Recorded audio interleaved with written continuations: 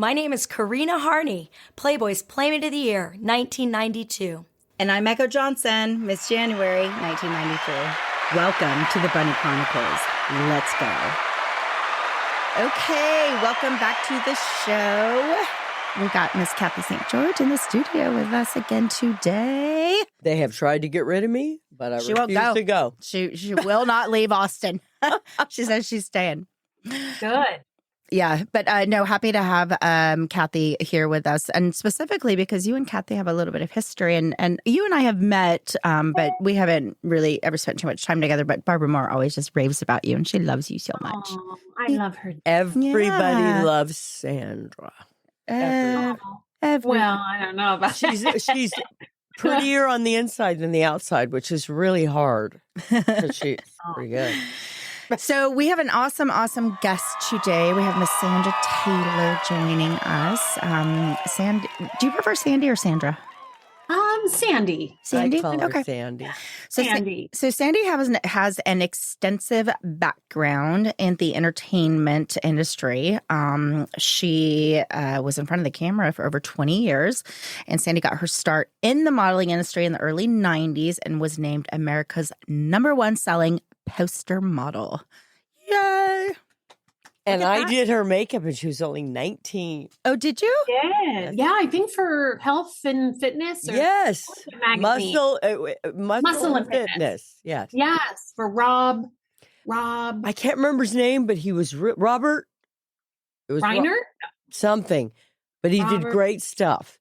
Yeah, he did a whole shoot. He did a whole shoot like Harrell once, and it was so good. Yeah. But I hated putting all that stuff on those muscle fitness guys, that lotion. Off topic. I'm sorry. Topic. You know, I never said I We digress. I never said I didn't stray off. So I didn't know this, Sandy, but you continued your modeling career as a Guess Jeans model. I too shot for Guess Jeans, and I just saw that image of you, and what a great experience, right? So Guess Jeans model, moved to Los Angeles mid-90s. She appeared in the July 1995 edition of Playboy, promoting her appearance in the movie Under Siege 2, Dark Territory. And then she went on to appear in multiple films such as Batman and Robin, LA Confidential, The Princess Diaries, and The Princess Diaries 2, Tomcats, Keeping Up with the Steins, Runaway Bride, and Raising Helen Taylor. And then she also appeared in multiple TV series such as Married with Children, ER, The King of Queens, and Just Shoot Me. So she has had an extensive career. Yes. Now, what's unique about Sandy is she was not a Playboy playmate, but she was on the cover multiple times, and Marilyn Grabowski absolutely loved you and really pushed for you to be on those covers. For our audience who's listening, Marilyn Grabowski was the West Coast editor. She ran the West Coast studio, and it was important that she liked you. And she was a tough nut and loved this girl. Yes. Yeah, absolutely. She was tough. Yeah. She really was. Yeah. She didn't sugarcoat anything. Nope. And I really appreciated that, which really helped me further my career. Absolutely. And I remember we were out to a function. It was a charity or something. And I was sitting next to this guy, and he was talking to me about movies or something. And Marilyn says, enough. He's here with his wife. And she was like, you never want to talk more than like 2 minutes. Like, she taught me little lessons just to take along with me in life. And I hadn't even thought about it. I was just simply conversing to the person next to me at a table. But I was like, good point. And we were young, very young. So we're learning. Yeah. She took you under her wing very much. She did. Yeah. She did. And she didn't. So grateful. Yeah, absolutely. And she didn't do that with everybody. So that's awesome. And she did great covers too. So tell us the covers you were on, the dates and the issues.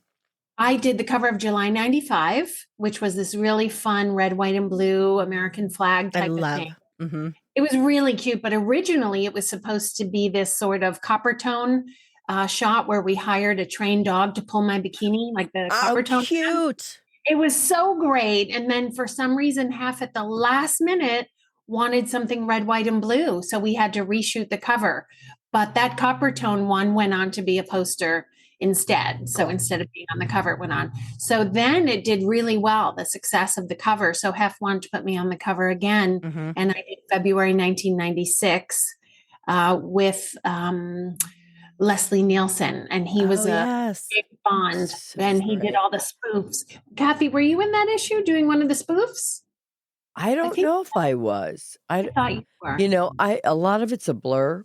Right. I Okay. don't. Yeah, but I don't know if I was. I don't think I was. Well, you should have been.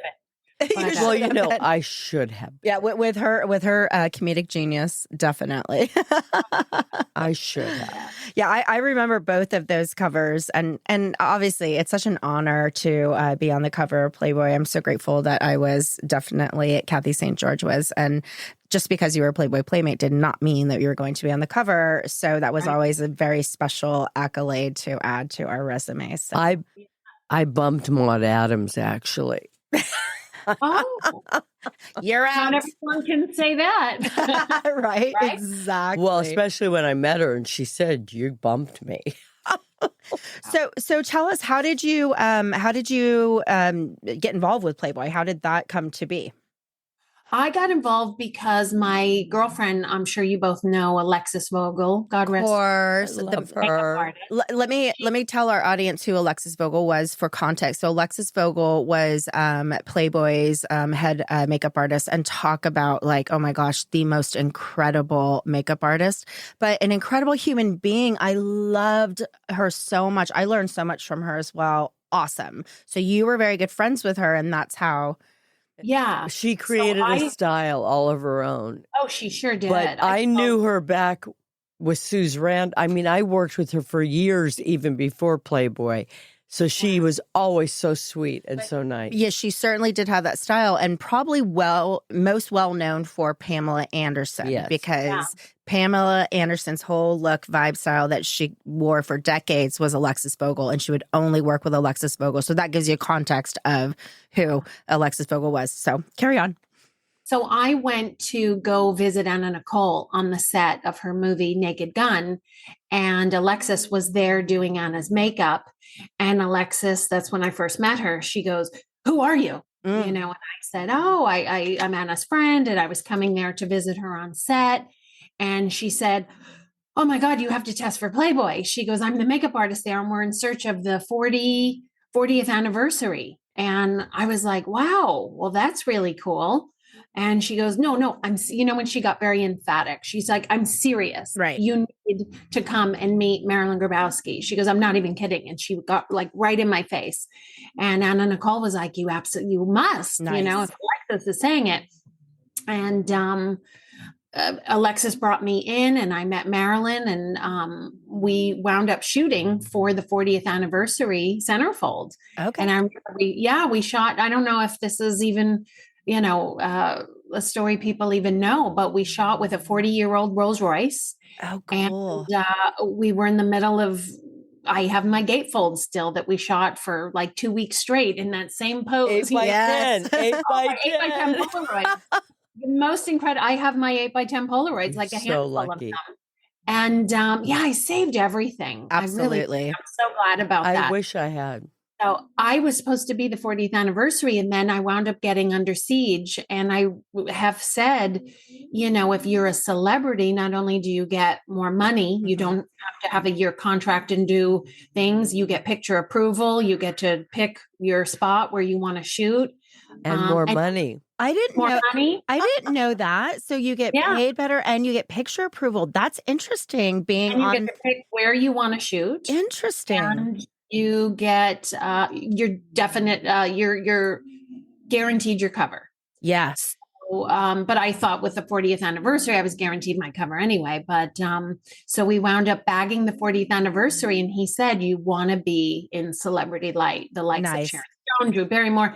So that's why I didn't do the 40th anniversary, and I went on to do the celebrity pictorial when the release of Under Siege came out, which was, I think, about a year later. So I had to wait, and I had to, but I think Anna Marie Goddard did a fantastic job as the 40th. That's right. That was, she was gorgeous. That was her issue. Yeah. Yeah, that was her issue. So she went and did that. And, I often thought, gosh, I don't know. I often thought I would have liked to have been a centerfold there and had that. But Yeah, but you know what? There's something to be said that Hef saw exactly. And this is what Hef was so good at. He knew exactly what your strengths were and where you were going to thrive. And he knew that you were going to be a superstar and celebrity status. And it would behoove you in a better manner. So I appreciate that. But I do appreciate you also saying, like, I wish that I would have had a centerfold. It's a double-edged sword. Yeah, and it is a sisterhood. And I have to say, Cathy and Barbara and Ava and all the girls have just Can't get rid of us. No, nor do I want to. It's they've welcomed me in, and Deborah Driggs, and I could go on and on about how many girls I'm still in touch with to this day. And I felt part of the sisterhood, but at the end of the day, I wasn't a Playboy centerfold. I was the celebrity, but I did 2 covers, and I'm so grateful to have that history with Playboy. But Absolutely, it was Hef who had come to me and said, with this movie release, I think it would behoove you to be celebrity status and to go on and to do guest jeans. I mean, that's massive. I mean, that's a huge deal. Yeah. And then, I remember I posted it on Instagram years later, and Paul followed me and liked it. And he wrote, "You were one of my favorite guest models to ever work with." And that to me was even, that was such a accolade because, And that was Paul Marciano of Guest Jeans. Paul Marciano. Yeah. Yeah. Yeah. Awesome. I just want to say also, she was one of Olivia's favorite models, and she was painted so many times by Olivia. Yeah, and they're some of my favorite pieces that she's ever done. Yeah, Olivia's amazing. She right after my centerfold came out, she just sent me a painting she had done of myself, me and Barbara both, and I was like, oh my gosh, this is wow, just love it. It's unreal. So I can appreciate you having those images or those paintings. You did a lot of them. I just felt so lucky. I would always say to Olivia, like, couldn't you just paint me like skinnier, or couldn't you just take out that little what? inch? Can I tell you? No. You are so much thinner now, and the thinner when I say that, I was skinny back in the day, now not so much. But you were but yet I love that she painted you like the way Marilyn Monroe was, and she painted you as you were because you were stunning as you were. Mm-hmm. And she didn't make you what Vogue wants and what begged her. Yeah, I did. And she said, "No, that's not what I love that fans want, and that's not what they expect." And she said, "It's photorealism." And she wasn't big; she just was not curvy, very curvy. She wasn't rail thin like all these girls were, and that's. I tried. Well, you know what? We all do. I tried. Trust me, I tried. Well, I was skinny, but now I'm just happy to make it through the door. Oh God. Make it through the door. So 20 years, you had an extensive career. Did that consist of modeling as well as film? What did that look like for you? Well, I was doing so many things. I was a magician's assistant in Vegas. I was doing movies once I met Gary Marshall. I was just going to say Gary Marshall. Yeah. Once I met him in 1993, and he put me in not Under Siege 2, in Exit to Eden with Dan Aykroyd and Rosie O'Donnell. That was the beginning of probably the most wonderful work partnership that I've ever had, was to work with Gary Marshall. And he said, you have this great combination of beautiful but funny, and you've got great comedic timing. And he said, I've only seen that this good with Heather Locklear and Brooke Shields. He goes, other than that, I've not seen someone who had these 2 characteristics like you do. And he said, he was always like, you're going to be a star, and he put me in almost every single movie. He was loyal to you. I remember. Very. I think we did 14 movies together. I love Jessica Stein. That was one of my favorite ones you did when you played the wife. Oh, hold on. Raylene Stein. Hold on. Oh, Keeping Up with the Steins. Keeping Up with the Steins. Okay, so let's resume from Marshall. So that happened. So Gary Marshall, put me in every movie he had done pretty much after meeting him and being in Exit to Eden. Okay. So then we acted alongside one another in Tomcats, where I actually played as his agent. I got him the role in real life. Oh, wow. They were casting for a justice of the peace. And I said to Matt Berry, the casting director, what about Gary Marshall? You know, he loves to act. I know he's a fantastic director, but his real love, he loves acting. And they said, we would love that. So I got Gary his gig in Tomcats as the justice of the peace, where he marries Shannon Elizabeth to somebody. Wow. Very cool. Yeah, so that was fun. And then we did Keeping Up with the Steins, where that was a dream come true. I played opposite Jeremy Piven, Jamie Gertz, Gary, Wow. Daryl Hannah, Wow. and I was Raylene Stein. And Larry Miller, who plays my husband, was a comedic genius. And I wanted that role probably, I would say that was the biggest, the role I wanted out of all of my roles. Mhm. That was the role I wanted, was to play Larry Miller's wife. Because in the comedy world, that was comedy gold. Mhm. And I went in, and I remember Jeannie McCarthy was casting. And I was like, Annette Bening in American Beauty, where she was like, I'm going to sell this house today. I was like, I'm going to get this role. And I got this little pink Chanel suit. It was my lucky suit. And I got under siege in that suit too. And I went in, and I just nailed that audition, and met Larry Miller, and we did a screen test, and it just worked out. And I just, to this day, that was one of my most coveted roles I've ever done. Absolutely. That's huge. I'm not familiar with it. I'll have to watch that movie. It's a big part. Yeah. It's good. Well, and the company you were in, my goodness, Sandy, that's amazing. And it's about bar mitzvahs and stuff. And Neil Diamond sang, and actually it's so funny. Jeremy Piven reached out to me just yesterday, of all things, to say, hey, on Instagram, which was nice. Haven't heard from her in years. Isn't that so cool? Kathy and I, we've just been going down memory lane since she's been here for a couple of days since we've been recording. And my goodness, the people that we have met and the relationships that we have forged, that we still to this day, the numbers we have in our phone and the stories. And it's like, nobody else has this like access to. I love it. I love it. I love it. I remember doing Howard Stern, and he goes, well, who's the most famous person on your phone? Give me your phone. And he wanted to scroll through my phone. I was like, no. But we definitely have a Rolodex, you know? Yes. Yeah, absolutely. Rolodex. And so many resources at our fingertips. And I was talking about that. Just doing this podcast has been so amazing in many ways, but just, again, reconnecting with the Playboy family and having these really incredible conversations. And everybody I talked to, like, oh, you should talk to this person. You should talk to this person. On top of the amount of history that Karina and I have learning, things we never even knew about Hugh Hefner and Playboy. And it's just so robust and it's so profound and it's fascinating. And it's so important that the world knows. And that's why we're doing this podcast, you know? Wonderful. Yeah. And you know, what's interesting too is everybody should have a little, like, what did you like most about him? Absolutely. You know, kind of thing. And I don't know if everybody knew how great his little laugh was. That's my favorite. Was my favorite thing was his laugh.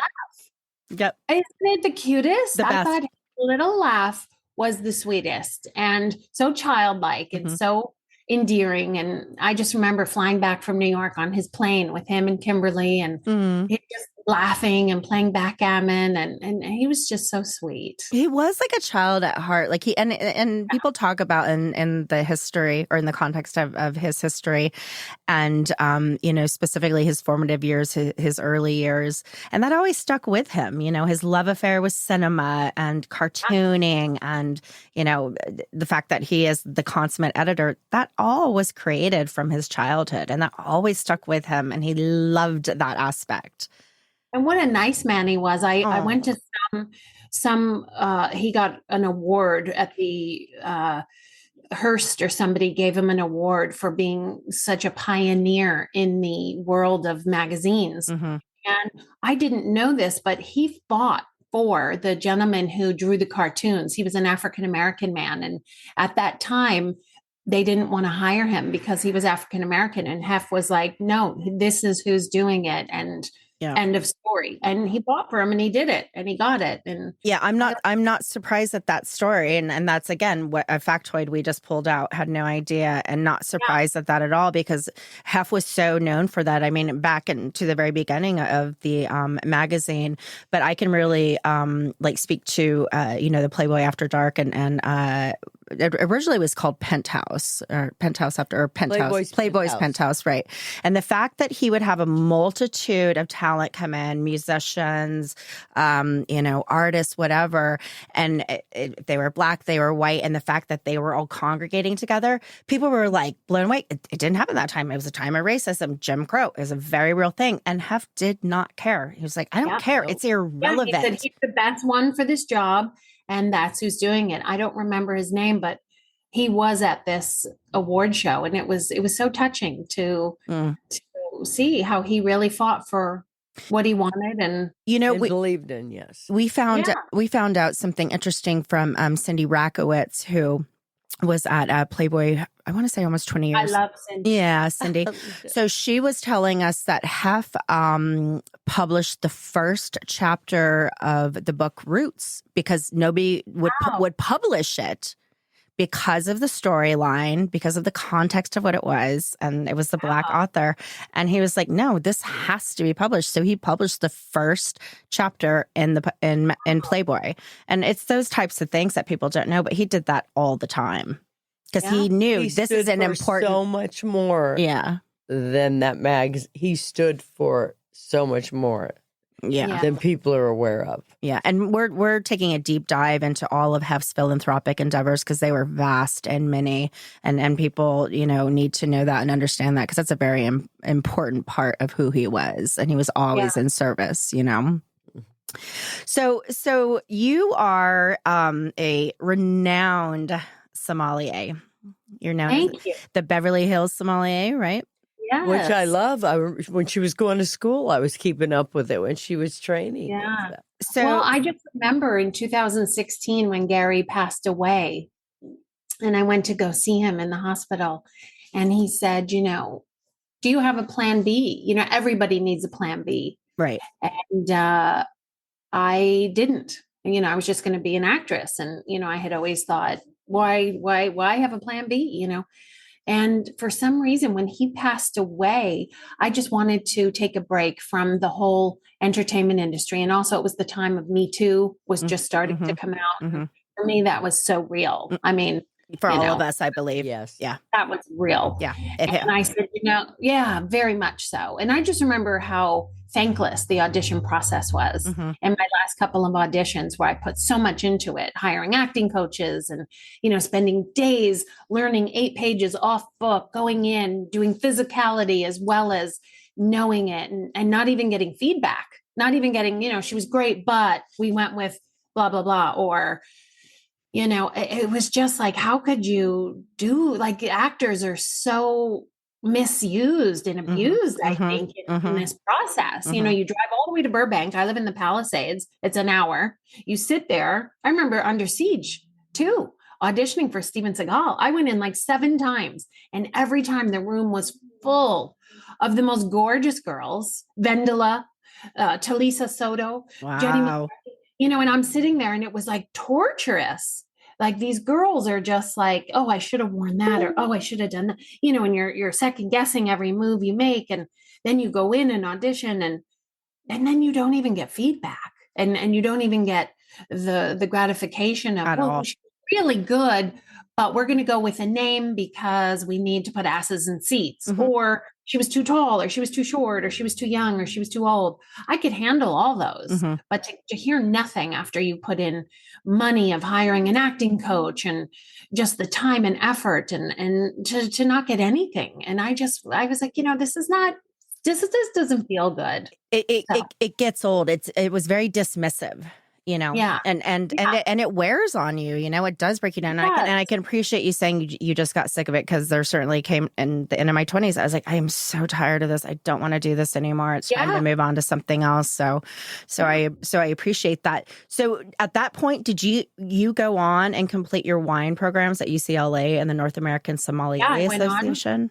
Yeah. Well, I first had won a charity auction. It was a wine tour to Piedmonti, Italy, which I'm actually going to be talking all about tonight at my SOM event. Cool. And that's where I had my aha moment, where I fell in love with wine. I went to Piedmonti, which is the home of Barolo Barbaresco, which is a Nebbiolo grape. And I went and I saw these rolling hills of Barolo, and I saw this califerous soil. It was like clay. And I thought, how does a vine grow in there? And someone said to me, a struggling vine makes a great wine. And I was like, Ooh.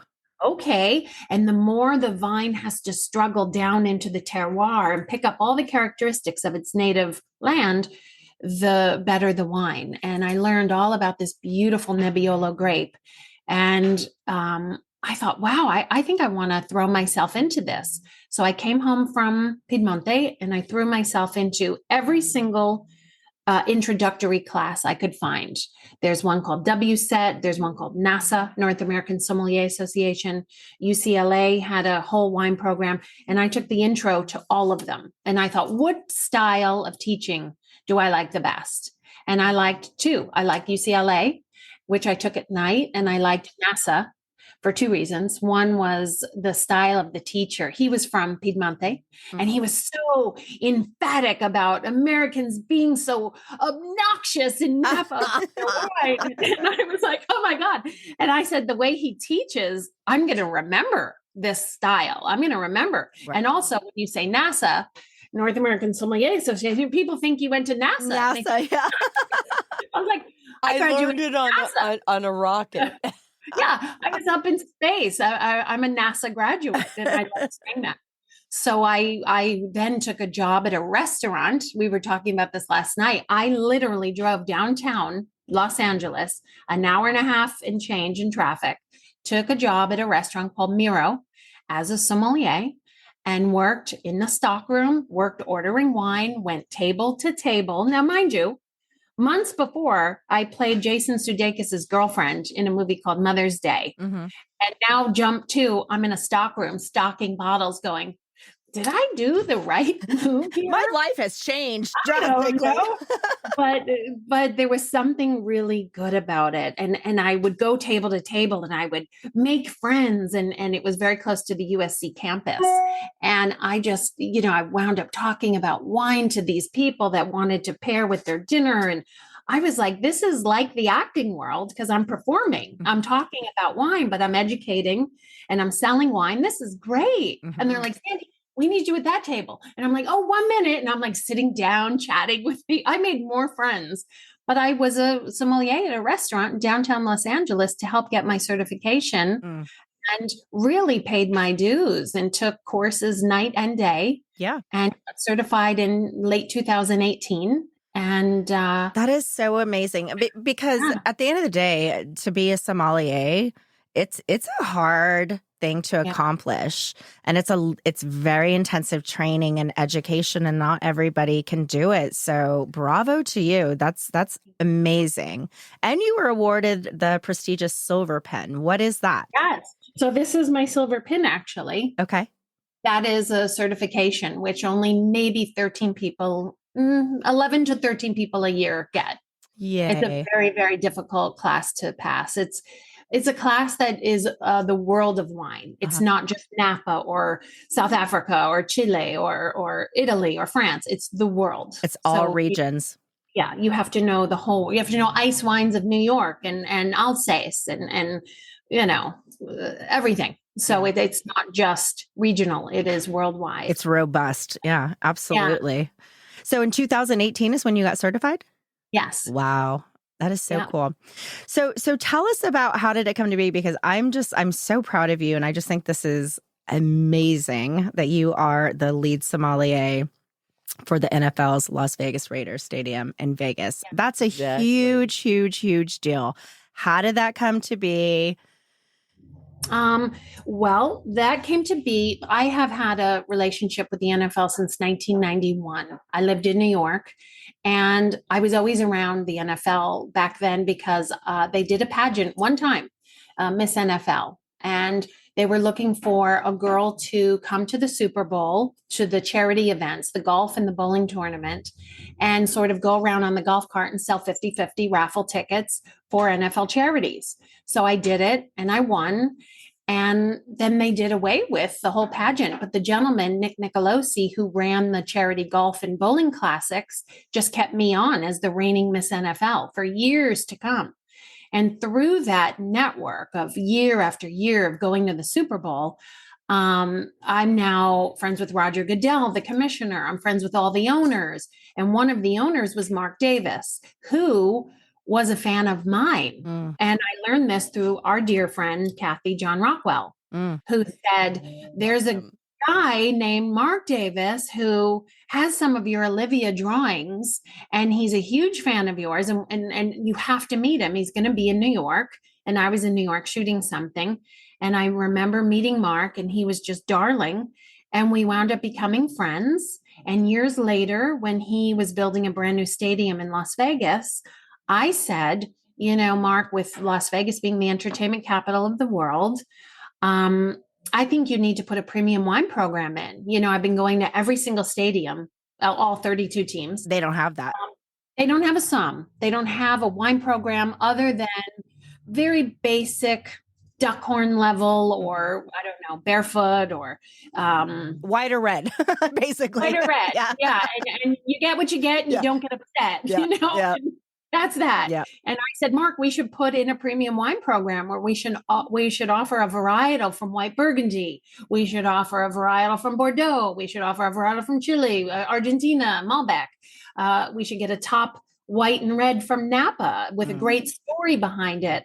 So I came up with a list of 20 varietals from all around that are the top for their region. And I put together this premium wine program. And on game days, I pair also wines with our celebrity chef for game day. Brilliant. It's worked out so well. And our stadium, Allegiant Stadium, is number one in game day experience in all NFL. And Mark really regards a lot of that as our, wine program is very. I believe it. I always check the wines she's doing too when she's at these events. I always see which ones she's using.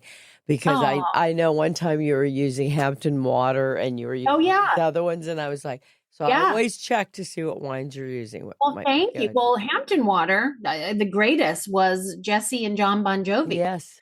Oh, that's the wine you showed me the other day at the liquor store. I did. Oh, so I've got the greatest thing to tell you. I mean, and you're hearing it first. So I actually was on the phone with John Bon Jovi last week. He called to thank me. Perfect. He did. He called to thank me. First of all, Ron Delsener called and said, I got a Bon Jovi on the phone. I know. So I go, you have a Bon Jovi on the phone? I go, oh, hey, Jesse. He goes, no, it's not Jesse. It's John. And I go, oh, hi, John. Like it's just John Bon Jovi. What's up? John Bon Jovi. I'm driving in my car on the 10. I go, oh, hey, John, how are you? He goes, well, I hear thank you is in order. And I go, you know what? It is. I go, you're right. I'm not going to lie. I got your wine into the Raiders Stadium because we didn't have a rosé. And I also got your rosé into the rooftop at the Waldorf Astoria Beverly Hills, where I'm also. Gosh. So he goes, I know. I said, now we have it in John George. And I think it's incredible. I said, but I have to tell you, your winemaker, Gerard Trand, I'm going to see him next week in France, where I'm blending my very own rosé with Gerard for the Raiders. Oh, cool. Amazing. With Raider rosé, because I have to keep this ball moving. Yeah. I can't just have a premium wine program and, wine pair with the celebrity chef. We now have our own rosé, and it's the most beautiful bottle. It's the most beautiful blend. I went and met with Gerard. I have a picture here somewhere. Don't do the glass top. It's so hard to get off. Yeah. No, I'm not doing the glass top. I hate it. It's so hard. No, I want a cork. I'm a traditional gal. I really want a cork. Rosé is my favorite. Yeah. So wait till you taste ours. So Gerard came out, and I didn't think he would ever do another partnership because he did the partnership with the Bon Jovi. So I thought, well, he's not gonna, but he was a footballer and he really loves sports and he loved my story and he was into it. And I flew out there and I learned what makes him the greatest rosé maker in the world. He has this rosé, $200 a bottle, called Clos du Temple. And so I was really smart. The day before we blended our rosé, I went to his vineyards of Clos du Temple and I learned what makes this rosé $200. Right. And I didn't mimic it, but I I actually have these are my little wine Oh, samples. This is cute. how important it is to me. Right. Of Sitting course. on my desk, these are my 2 little wine samples that I got in France last week with Gerard Trand, where I blended my own rosé. And when we did a blind taste, Gerard picked my rosé over his own. Oh, that's fabulous. Wow. How cool. The most I feel important really- thing with rosé is it can't be so dry that it makes you thirsty. It's got to be Right. that little Yeah. bit in between. Yeah. That Yeah. perfect Well, balance. also on the nose, I want a floral note. And so many lack it. They're so acidic and Exactly. they're so, and they almost have a malty beer-esque Mm-hmm. smell. And I said a rosé should be floral Mm. and tropical fruit notes. Mm. And it should really entice you to want to take a sip. You And drink more of it. Yeah, and drink tons of it. So with that, I said, what brings me this floral note? I need to know how to get an abundance of this floral note. And I learned that the very day before we did our blending. And then we did our blending, and I felt like a little scientist. We had, 5 different Grenache from different plots. We had different Cinsol, we had Mourvedre, we had Viognier, we had all the different Syrah grapes that make up. And we, tasted them and did our little blend. And it was honestly, other than the 2 children I birthed, was the greatest experience of my life. That is profound. I am so proud of you. I can't wait to I am so try it. impressed. That is amazing.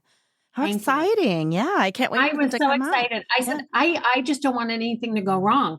I remember getting on the plane, Air France, and I go, if this plane actually takes off and brings me to France, I was flying into Toulouse. I go, I'm not going to believe this is happening until I'm there. And then I get there and I'm like, well, I'm not going to believe this is happening until I'm actually blending with Gerard. And it just all happened. And they were so good to me. And they gave me this welcome dinner, and they treated me like a queen and gave me this room overlooking the vineyards. And Beautiful. I saw the pictures. I followed those pictures and they were beautiful. Yes. I haven't posted about Gerard or the wine yet because I just thought, I'm just going to wait and announce it at the right time, whatever. But I'm so proud of it and I'm so excited about it. But I hadn't put it out Absolutely. there. Yeah. When it does come out, Sandy, we'll have to have you back on the show and we'll let everybody know that it's out. And that's very cool. But I'm dying to try it because I love rosé. Everybody loves rosé. It's the greatest one I've ever had. And I feel like I've done so many rosé tastings at my home. I always have, 15 or so girls come over and do, Cathy, you have to come. Yeah, go. Yeah, please. Come. And when they taste rosés and they write their little notes and vote on which one do you like and why do you like it. So I've done extensive research on rosé. So this has been in the making for so long. Yeah. I wanted a rosé like 3 years ago and it came back. And it was wrong. It was from Paso and it was 100% Grenache and it was too sweet. And I had to bag it. I said, I can't put my name on something that I'm not proud of. And I bagged it even after hiring graphic artists to work on my label. It was going to be called Pink Sand and it was beautiful. But you know what's right and what's not going to work. Yeah. And, it is what it is. And now I let it go. Yeah. I let it go. I had to. I was like, I can't go on shows and promote this. I can't go to Southern Wine and Spirits and say, please distribute this when it doesn't have everything that I feel good about. So I just really let it go. And then when it came to fruition, the Raiders didn't have a rosé contract at the stadium. I said, we need to do our own.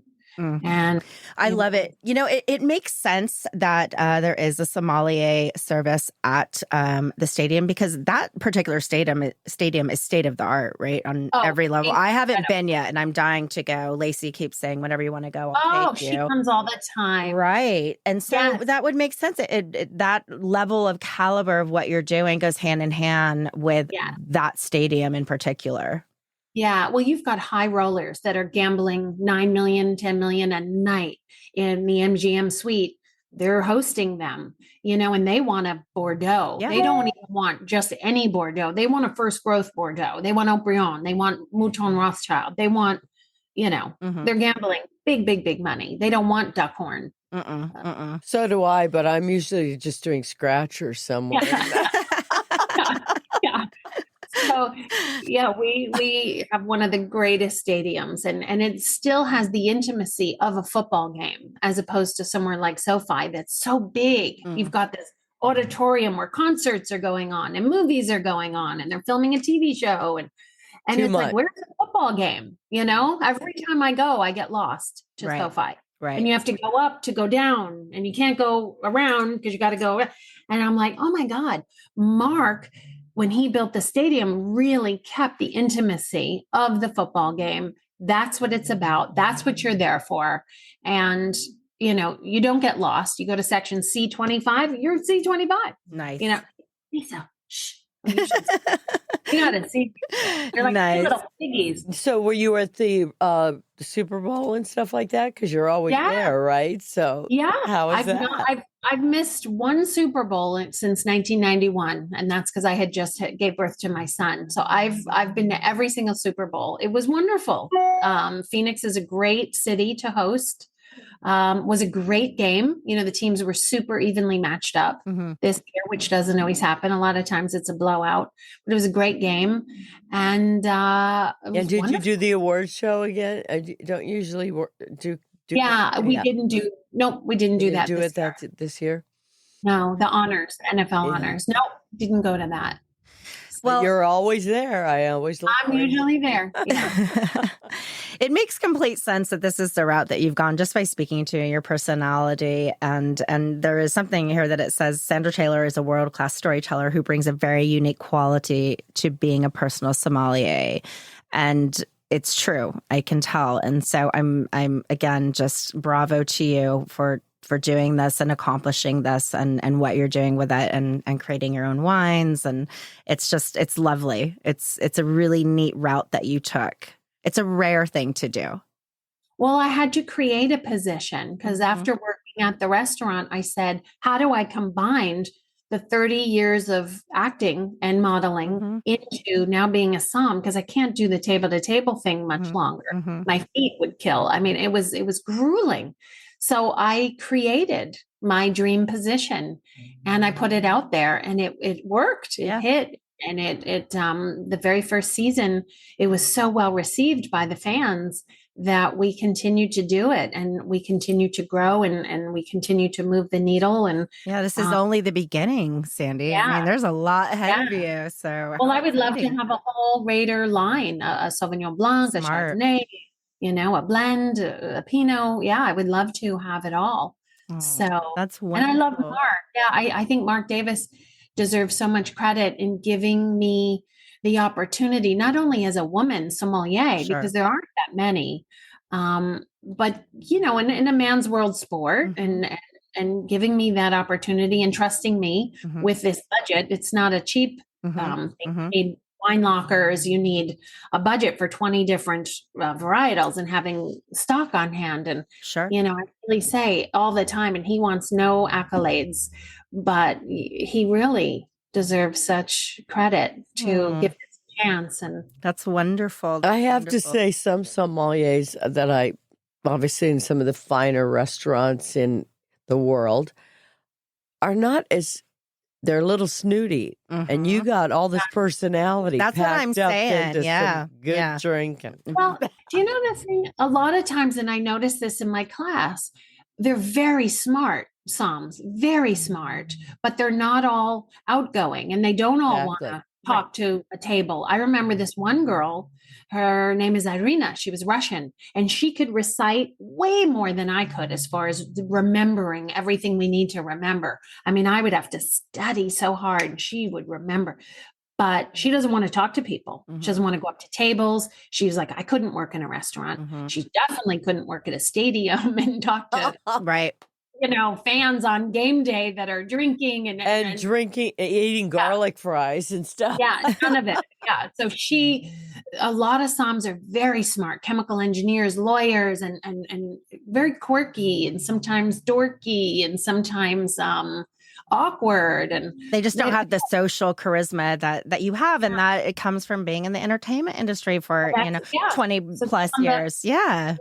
combining the two and sort of curtailing it in a way where you're making wine fun and educating people when they don't even realize. But my very first thing was, what is the difference between champagne and Prosecco? That was my first theme at the Raider Stadium. And I remember one of my wine snooties, Cathy, said, well, how come you're doing that theme? It's so dumb. Everyone knows the difference between champagne and Prosecco. And I said, no, they don't. I go, because guess what? I didn't when I first started. I said to myself, No. what makes champagne $55 a bottle and Prosecco starting point 15? Why?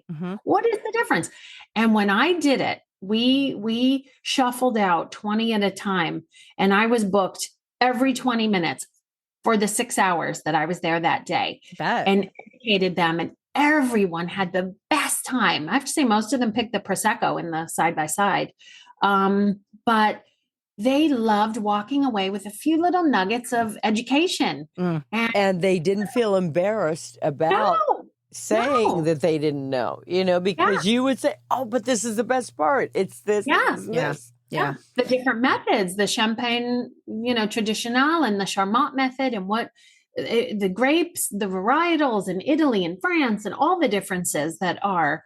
And they just loved it. And so it was the birth of this greatness, was that one theme, champagne versus Prosecco, that really did it. And knowing there's a thirst for knowledge, and make wine fun, and absolutely not make people feel stupid. Right, exactly. I have to say, the education part. So I'm a master esthetician. I had a skincare studio for 10 years in Newport Beach. And that was absolutely my most favorite part of my clients, is educating my clients on why you want to be using these certain products, and, the ingredient technology and what it does. I loved it. I was passionate about it. And they learned so much from it. And then they are loyal to you.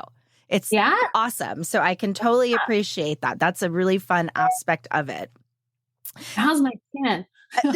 You're gorgeous. You're looking fat. If you ever have any questions, though, please let me know. I will. Reach out. Good to know. Yeah. So, okay. Well, awesome. What a fun interview. So we like to end the show with 2 questions, and everybody always has a different answer, and it's always so fun to hear what people have to say. So 3 words for you that define Hugh Hefner. Oh. Smart, kind, and cute. Aw, I love that. And cute he was. He was precious. Smart, kind, and cute. Hang on one second. Sure. I love puppies, so that's all good to me. She's wanting to come up here. That's okay. That's fine. Okay, so second question. Had you had the opportunity to say anything to Hef before he passed, or in memoriam, what would you say? Thank you. Thank you. That's the general answer. Absolutely. Yeah. Thank you for your guidance, for your trust, for the opportunity. And friendship. For this journey. I always get teary at this part. I am. We always do. We can't mess up her makeup. She has a job. Yeah. I was like, what's happening? Thank you. Yeah. For just years of inclusion. Yeah. And making me feel like part of your family. Yeah. Yeah. There's a small percentage of us in the world, and we are also very She's grateful. always one of my favorite people. Yeah, absolutely. And likewise. I love Cathy so much. I still have this little postcards you sent me with the pink girls on it right in my desktop right here. I love. Well, go ahead and plug your website and anything other things that you're doing. People can look out for if you have any like social media profiles, anything you want to plug. My social media, I'm just Sandra Taylor 1 on Instagram, or the Beverly Hills Sommelier, and that is my website as well, is thebeverlyhillssommelier.com. And look out for her I'm at the so Raiders impressed Stadium. with her. Yeah, you're because amazing. I swear she's never aged, first of all. Yeah. Never aged. She's done all this stuff, and now I love wine. She's just like my favorite. Yeah.